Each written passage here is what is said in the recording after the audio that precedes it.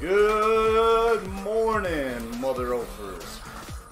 Hope everybody had a great weekend. This is Dave Bernard. As I promised, Monday, Wednesday, and Friday at 7 a.m. we'll be on here riding along.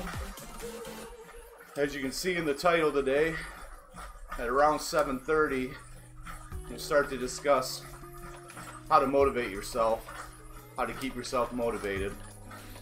So if you want to chime in, if you just want to listen, that's what we'll be doing around 7:30. Hopefully we'll have a little bit better ride this morning. I was able to remember to turn the temperature down last night before I went to bed, so I shouldn't be so bad. It gets kind of hot, and that's one of the tricks to riding indoors, is because you don't have that wind, is to find yourself a nice cool spot, have a fan rolling.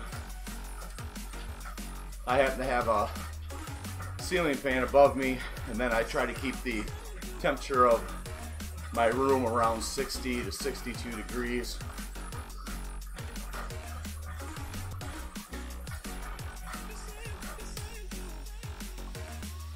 Of course, always in the beginning, we kind of give a recap of what the heck you guys are even watching and who I am, and I have to go through a few little housekeeping areas as far as getting the stream up and running.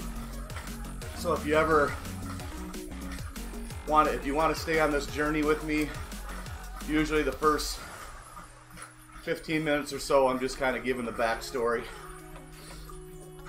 Just for anybody new that's jumped on, I do appreciate it when you chime in, let me know you're there. It does motivate me, keeps me waking up when I don't want to. And there's been a couple of mornings so far that I haven't wanted to, but knowing that you guys are going to be there, it just gets me off my ass and on the bike. So again, my name is Dave Bernard. Just as a get you up to speed if you haven't seen this before, I'm a 47-year-old fat man. I live in Michigan. I was supposed to have an umbilical surgery this last January 4th, 2019, and in so many words, my surgeon said that I would be smarter to wait until I lost some weight. And that reasoning was to allow myself to have a better recovery time. And of course, the other issue was blood sugar level. And he said if my blood sugar level was out of control or too high, that he wouldn't do the surgery anyways.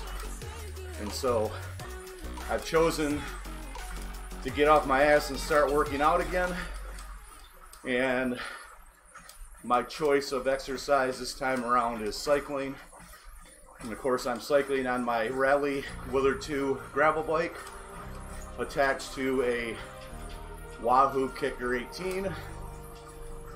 And I am streaming on Twitch, YouTube, and Facebook Live. And what you're watching here is a program called Zwift that's interactive with my smart trainer. Now, you don't have to go as elaborate as I have. However, at this point so far, I definitely recommend this Wahoo Kickr and the Zwift app. So I'm trying a new route today. So this is in the volcano map, and it only has a 67-foot incline, and I just noticed that I'm still on the Imperial system. I thought I had switched it over. I tried to switch over to the metric system this morning. I was told that it'd be better. That Zwift likes the metric system better than it likes the Imperial, but whatever, didn't work. So that's all part of it. I'm new to all this, so I'm new to cycling indoors for any period of time. I've done it before on a basic trainer, but it only lasted a couple of weeks. And I'm new to streaming. I'm new to Zwift, the app itself, so I don't know the ins and outs of it yet. And if you guys do message in, and trust me, I definitely appreciate when you do. If I don't quite read your comments correctly, I found that for some reason or another, it's a little bit challenging to do all of this at once. To actually read the messages, it's almost like chewing gum and walking at the same time. It becomes a little bit challenging for some of us, and for me, trying to do all of this is a bit challenging. Alright. So I needed to get one of the things that I do have to work on, but right now I do have to be on Facebook Live on my phone in order to actually catch you guys on Facebook. Even though if you do put your messages out there, it's going to come across the screen and you'll see it there on your screen. But for me, it's easier to catch it when I'm actually on Facebook Live. So hopefully with this route that I'm choosing today, I can knock out at least 12 miles. We'll just have to see how it goes. This first couple of months, all I'm trying to do is get my body used to being on the bike, used to being on the seat, get myself back into somewhat of a condition that I can truly start training for weight loss.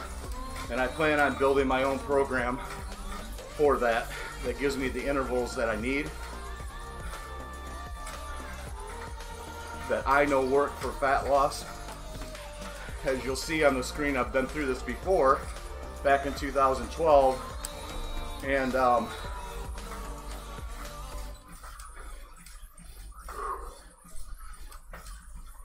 so I know a little bit about what I'm doing. Not to forget the fact that I actually have a degree in this stuff. I'm kind of like that. If you ever notice that most dietitians, or at least in the past, a lot of dietitians that were out there seem to be pretty big fat people. Well, that's me. I have all this great, wonderful knowledge of what it takes to lose weight, to be in shape, to get strong, but I'm just a fat fuck myself. So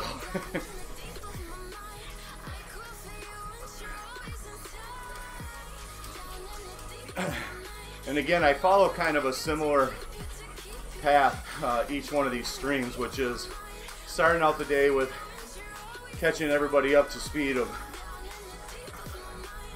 who I am, what I'm doing, what this is all about, and then around 7:30 try to at least have a discussion of different types of topics. Today we're going to talk at 7:30 around motivation and some of the things that I've used in the past, and some of them that aren't very comfortable. So we'll get into all that, like I said, in about 20 minutes or so. If you have any questions as it relates to how I'm streaming, or what programs I'm using, what hardware I'm using, please reach out and send me a message, and I'll try to respond. I do usually review not the entire stream, but portions of it, especially when there's comments, just so that I know I'm getting back to people. In most cases, it's just been really good suggestions for me, so it's helped me modify what I'm doing on the streaming side of things so far. Now, a lot of you probably aren't even going to be awake today because here in America it's President's Day, I think. And I don't happen to have one of those jobs that I get those types of days off, but I know a lot of people out there do. I work with a lot of financial institutions, so days like today end up not being very productive because it's the days that people have time to actually try to work on getting their finances in order, but we don't have lending institutions open to help them. So today's going to be a lot of data collection, not a whole lot of action. And today's also one of our long days in the office. So we'll be there until at least 7 p.m. At least the open sign will be on until 7 p.m.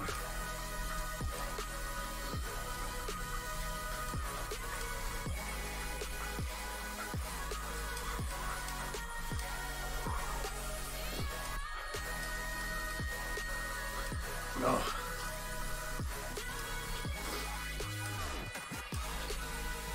Well, it doesn't look like a whole lot of people are on today, so that's all right. We're going to go ahead and use this opportunity to just concentrate on Zwift and train.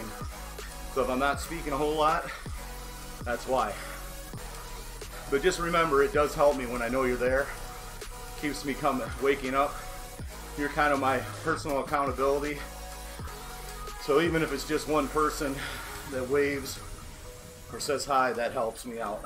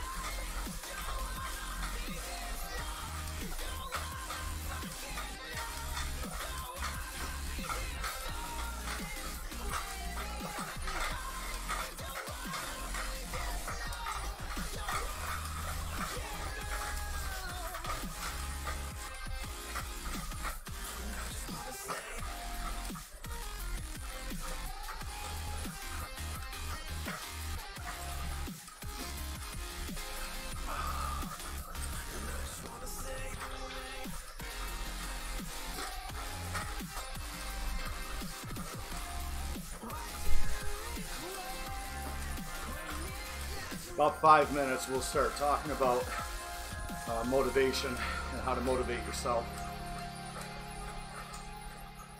At least what I've used, tricks that I've come up with.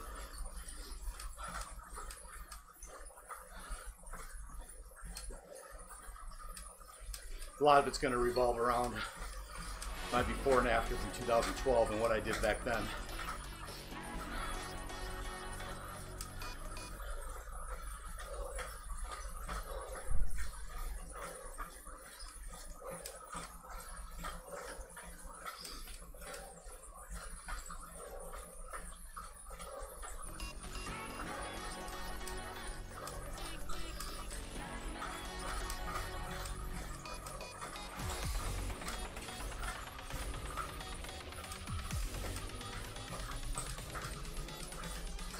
Oh.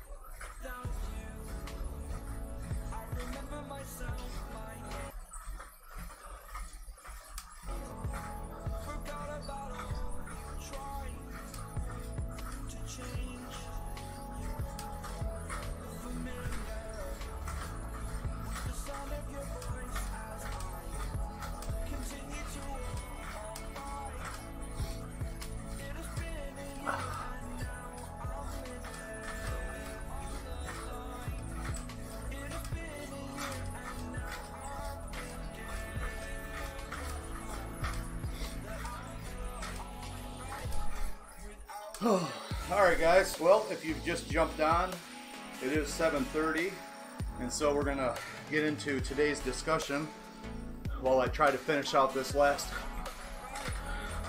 28-30 minutes of riding. I've got to be off the bike by 8 o'clock every morning so I can get ready for work. But Today is topic is how to motivate yourself.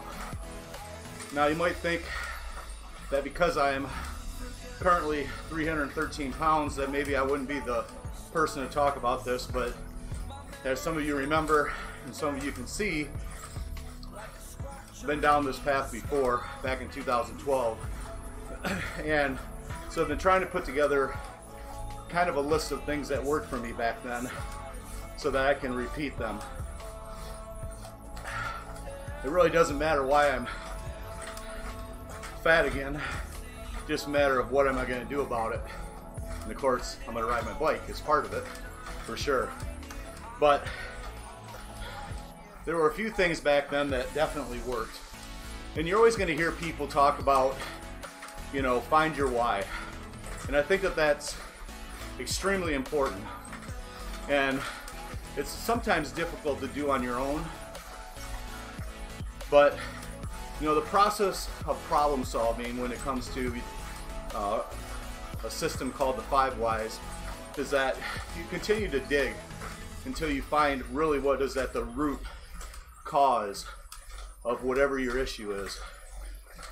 I can give you a story from back in 2012 when a friend of mine that jumped on board with me, when she had first started talking about her why, and I started talking to her about why she wanted to lose weight. You know, in the beginning it was generally, her answer was, you know, to feel good, just to feel better. And of course I kept asking why, and it got down to so that her husband would like her better, or would be more affectionate towards her. And the further we got into it, I mean, at the end of the day, she wanted a better relationship with her husband, but she wanted him to make her feel, you know, feel better. And we got into some more deep-rooted reasons of what she was looking for, and she was able to lose 50 pounds, I believe, pretty fast. I think in 90 days, something like that. So, you know, she found her why. But just finding your why isn't going to get you to where you want to be. So I kind of came up with this concept of the plan, which is very simply stated. Make a plan, you know, find your why first, find out why you want to do something, but then make a plan, follow the plan, modify the plan if you need to if something isn't working, but give yourself enough time. 90 days is really good. 30 days is okay too, but give yourself at least 30 days following a very specific plan. And if for some reason it's just not working, then modify that while still sticking to that same goal, which is your why. And if you do all that, then you'll achieve your goal. So set a goal, make a plan, follow the plan, achieve your goal. That's the basis of what I call the plan. But there were some specific things that I did back in 2012 that I think worked. For me, at least, and thousands of other people too. But one of those things was to go public with your goal, to make yourself accountable by going public. So back then, I had got onto Facebook and I said, I'm gonna lose 40 pounds in 90 days. And back then, a lot of my friends hadn't heard from me in a long time, and you know, they knew I'd gotten overweight, so they were very supportive of that goal. And of course, they held me accountable. Even if they didn't say anything, I knew they were watching. They'd bring it up here and there. People would join me over time. But something that I did back then, and so that's similar to what I'm doing now. Of course, I'm doing it with all these live broadcasts, you know, and so I know that even if they're not on, even my friends and family aren't on while I'm actually riding, they do glance, they do pay attention, they do know that I've committed to this. And So that alone, you know, helps me stay accountable, along with other people around the world that have jumped on this journey with me too now. And I know when I see them there, that they're always going to be there, you know, at least watching and chiming in, and that helps me. So going public this time was a little bit in a different fashion. I am not doing it on my personal Facebook page like I did before. I think that became overbearing the last time, and not that I did it intentionally, but the products I was using back then were part of a multi-level network, so an MLM company, and I didn't care about all that, but other people that were doing it with me did, and they made that experience very muddy for a lot of people that were on the journey, because it was no longer cheering me on or joining me. It was people feeling pressured to join this silly thing that we were doing, and I never intended on doing that in the beginning. It just kind of ended up happening to me, but I didn't care because the products were working. But at the end of the day, it definitely muddied the waters, I think, for a lot of people. So I'm not doing it on my personal Facebook page. So that is a big difference. So I don't have everybody on the journey, but I did invite my entire group of friends and family to join the Oath Life page and follow me if they choose to. And that way I feel like it's more their choice, not mine.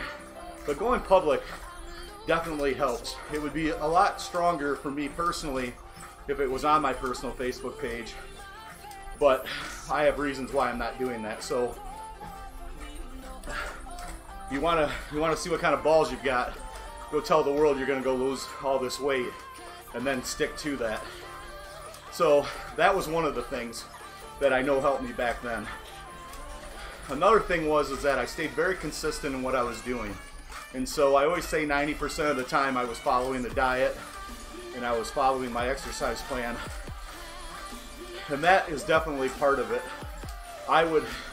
Back then I think I did the Insanity workout, and with Sean T, which is a Beachbody program. I did that. I didn't follow the whole thing. I didn't make it the full 60 some odd days, but I did most of it. I hated it. I wasn't in shape for it.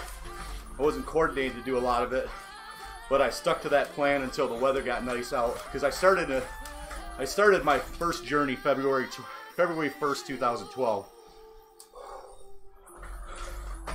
Whew.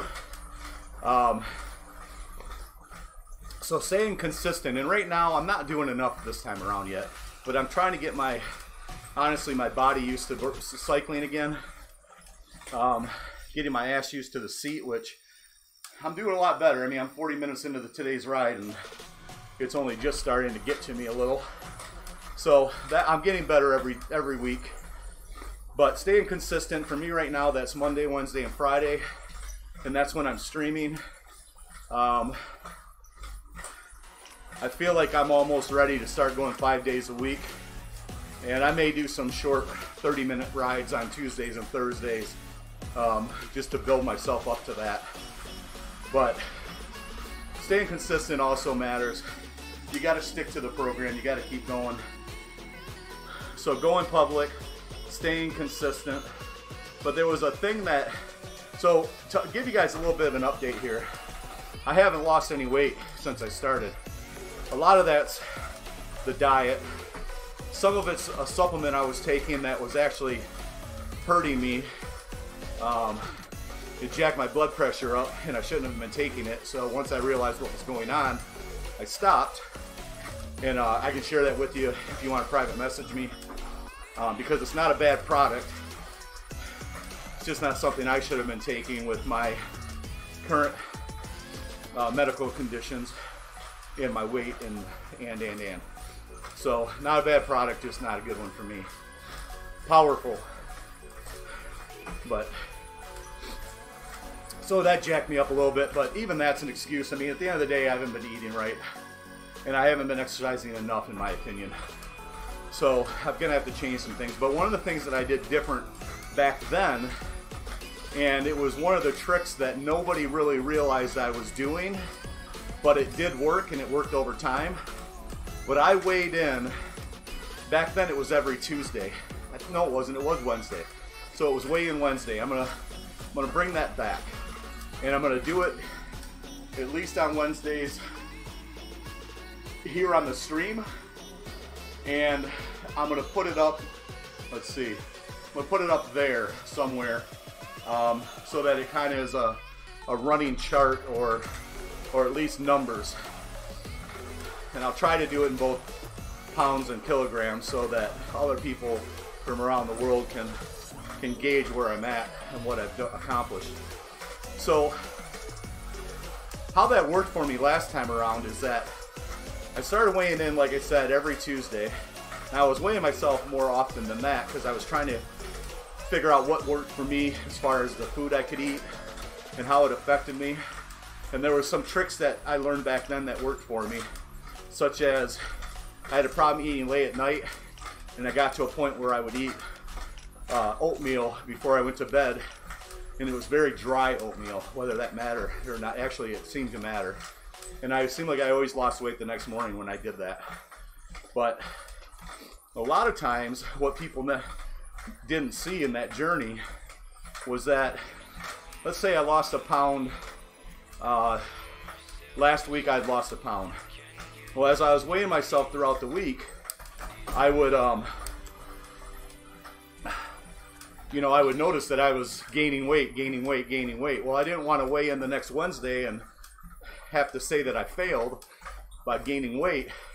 So I would do whatever I had to do on Tuesday night, you know, not eat much, work my ass off, do extra exercises, do some more in the morning, take a shit, whatever I had to do, that before I weighed in Wednesday morning, I was going to give myself every chance to actually not have to go public with a weight gain. Well, because I did that the entire 8 months that I was on the journey, over time, I just continuously lost weight, lost a little bit of weight, lost a little bit more weight, lost a little bit more weight. And because I realized that that was part of the journey for me, I'm gonna have to bring that back and see if it can help me this time around. Force me to be a little more committed to not overeating, which is really my bigger problem. It's not, my problem isn't always what I'm eating, it's the fact that I'm eating too much of it. Sometimes it's because I'm not eating the right amount of time, sometimes because I'm not drinking enough water, but primarily my biggest issue is overeating. And I've been doing that for the most part since I was 15 years old. And there's a story behind why I know that, why I know it was 15, and what happened back then. And we won't necessarily get into that today, but anybody that's followed my story knows that I was told I would never be big enough to play college football or professional football. I just wasn't going to be a big enough person to do that. And I started overeating back then because drugs wasn't going to be a choice. Taking steroids wasn't going to be a choice of mine for a lot of reasons, but at the end of the day,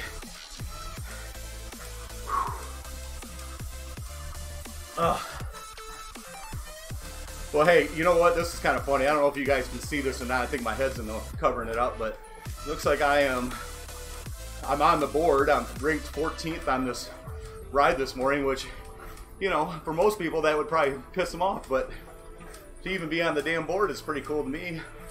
I'm not the worst. Even if I was, that'd be all right. Because at the end of the day, for me, it's just doing it. Just getting on here and getting this done. Being consistent. But like I said, I'm going to start weighing in every Wednesday. And we all know I started off at 313 pounds. I do have a scale that's a Bluetooth scale, so it goes directly to my phone. So whether I want to fib or not, the scale measures for me, so, and puts it on the chart. So there's no, even if I was the kind of person that wanted to lie, I couldn't. Which I'm not that kind of person. I'm just saying, you know, it's not me writing it down. It's the absolute reality and truth charted that way. And then I may end up doing the belt thing again, where I just put a belt around my waist and measure or write the dates down. And I think that's the best measurement for me personally. It's not so much the weight, but I do have a goal. I have to get to 244 pounds or a BMI of 35, where, you know, a healthy BMI is actually 25. However, my doctor or surgeon decided that a BMI of 35 on my body type was going to be the goal that I needed to get to. BMI is kind of a goofy thing because it doesn't measure muscle, it doesn't measure body fat, and I think body fat's probably the better measurement, which I haven't done at all this time around. Which I guess, as I'm thinking out loud, that was another thing I did back then, is I did my own body fat measurements with my own caliper. Now, I wouldn't say it was 100% accurate, but I think it's okay when you do your own, because it's relative. What I mean by that is that as long as you're the person doing it and measuring it the exact same way every time in the same locations, so pinching yourself in the same parts of your body, I think that the percentage loss or gain is relative, is really what I mean by that. So don't get hung up on other people telling you that there's a better way or better method. Just stick to whatever you're doing, and do it. Now, I say that, and I talk about this electronic scale that I have. Well, that thing also measures, that scale actually also measures body fat, but don't rely on that. Those things are way off, in my opinion. Now, there are some other tools out there that work okay, but I would get yourself a set of calipers.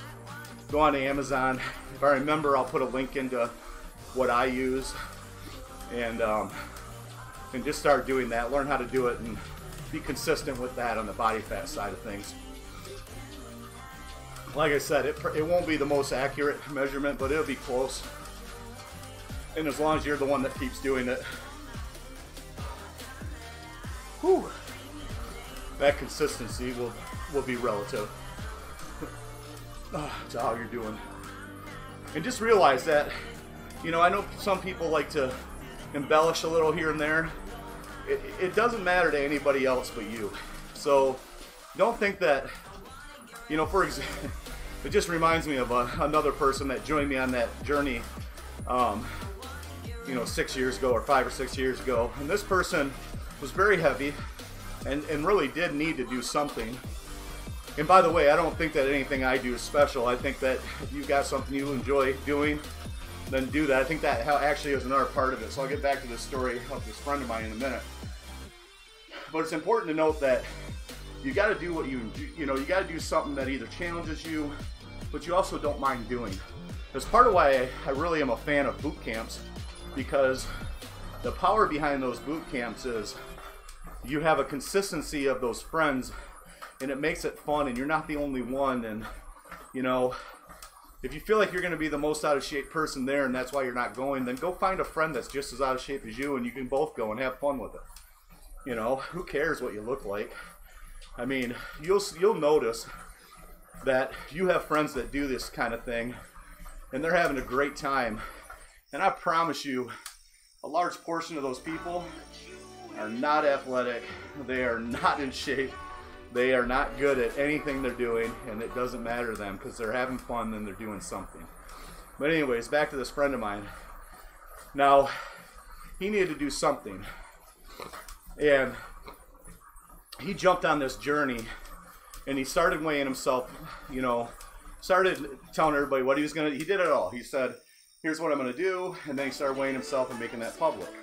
The problem was, and I would guess he was, I'm just going to guess, he was at least 400 pounds. the problem with this individual was that he wasn't showing anybody the scale, and he kept saying that he was losing weight, and it was because I shouldn't even be talking about it because it was kind of sad. So he would get on there and say, okay, I lost 20 pounds this week, and then the next week I lost 30 pounds, and then the next week I lost 40 more pounds. I mean, within a 3-week period of time, he had basically stated, if you added up all of his weight loss, that he had lost near 150 pounds, and he didn't. And and I had reached out to him and said, was encouraging him, hey, that's awesome that you're losing weight and that you're feeling good and that you're loving what you're doing, but it's getting to a point where it's not very believable. And can you at least get out on a scale just to show people, where you're at right now? And of course, he was lying, and those conversations turned out to be negative, and that's never what the goal is. But he wasn't helping or hurt. He thought he was encouraging people and showing them how great this program was. The problem was that he wasn't. He was lying, and that integrity matters to everybody, including myself at the time, because people are always skeptical when you have weight loss of what you're doing and how you're doing it and whether it's real or not. I actually had a friend of mine suggested that he thought I said I gained weight just so I could lose it publicly and get people to buy my stuff. I was blown away by that suggestion, that they would even think I was that kind of person. And so there are always going to be skeptics out there, and unfortunately with me, it was because there was a product tied to my weight loss that I eventually became a representative of, and it kind of muddied the water of how everything was going. So I don't think MLMs are bad. I don't think direct sales are bad, but the thing that I've noticed is I don't know, it must be some part of human nature that people just feel like they've got to try to bullshit the world, and lie. And that's obviously always bothered me. So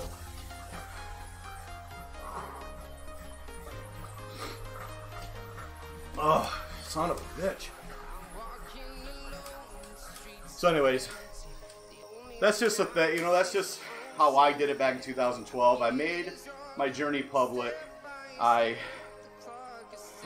stayed consistent in what I was doing, and I continuously updated my friends and family of where I was at on this journey at the time of just losing 40 pounds in 90 days, which turned into trying to lose more weight. And eventually, I always say this, I come from management, I come from, a numbers career, and I always say be careful what you measure. Be careful what your goals are. And my goal changed in 2013 because I didn't know what else I wanted to do, and I decided I was going to start adding muscle and possibly compete in a natural bodybuilding show by the time I was 45, which I never did. Well, adding muscle for me was an excuse to start overeating again, and so I could get stronger and bulk up, Well, for me, that was just the dumbest damn thing ever. Shouldn't have done it. Didn't really know any better. And now, 7 years later, or 6 years later, I realized what a mistake I made back then. But the good thing about mistakes is you can learn from them and try to continue to correct yourself and just get better. So this time around, not be out of choice. I've got to start losing the weight again so I can have my surgery, because I do enjoy lifting weights. I've done it consistently since I was 12 years old throughout my football career, and then of course I didn't do anything for 16 years and then got back into it. But I enjoy lifting weights. I want to do it. I want to do it safely eventually, but You know, in order for me to get back to that, I've got to lose weight so I can have my hernia surgery. And so I've got a goal, and my goal is to get there by January 2020 and have the surgery, unless there's an emergency between now and then. And of course I'll have it sooner than that if there ends up being an emergency that I have to deal with. But hopefully if you went through this, you can go back to about 30 minutes into the ride and get back into this conversation if you're watching it after the fact or if you just caught it now. But I kind of go through what motivated me or how I stuck to my motivation. Now, Jesus Christ. Again, I'll still be here every Monday, Wednesday, and Friday at 7 a.m. Hopefully my topics will be a little more interesting than this morning's. But I learned my first time around that talking about anything political is probably not smart, no matter what my opinions are. And so we probably won't be discussing anything political, but we will be discussing things like dating in your 40s, especially us Gen Xers that are old gray-haired guys that, I don't even know if I'm a Gen Xer, but whatever. So, those of us that are in our 40s and have to deal with dating and dating apps, that's probably going to be the topic on Wednesday. And I'm not a guru, but I can at least give you my experience of what I think about it. So,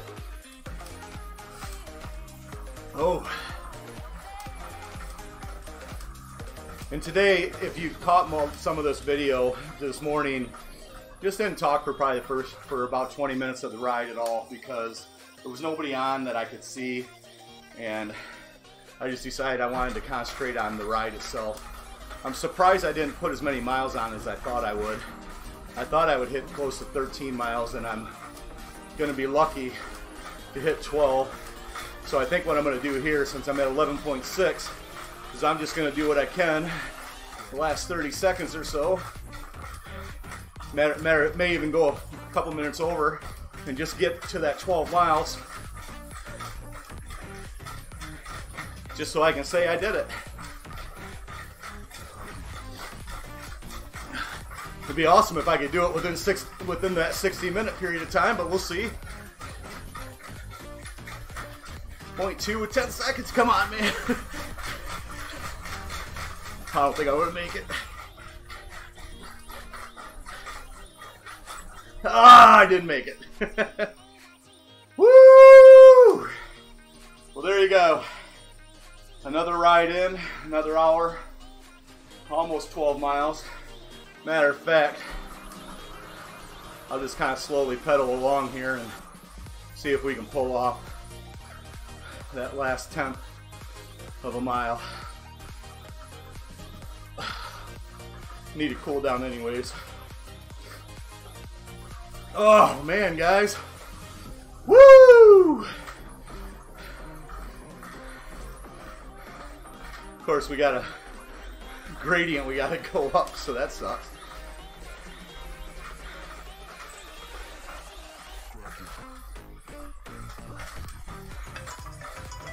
Yeah, the old alarm says it's time to go. Let's, like I said, I'm gonna hit this 12-mile mark, and then we'll quit for the day. We'll see you guys back here on Wednesday. I appreciate anybody that's jumped on board and watched today. And if you're somebody that's been out there, you're in your 40s, and you've used any of these dating websites, I'd appreciate if you jump on to chat with me on Wednesday. And at 7:30 a.m. Eastern Time. Man, this is like the longest 10th mile ever. There we go. All right, guys, have a great day. Have a great Tuesday. enjoy the President's Day, and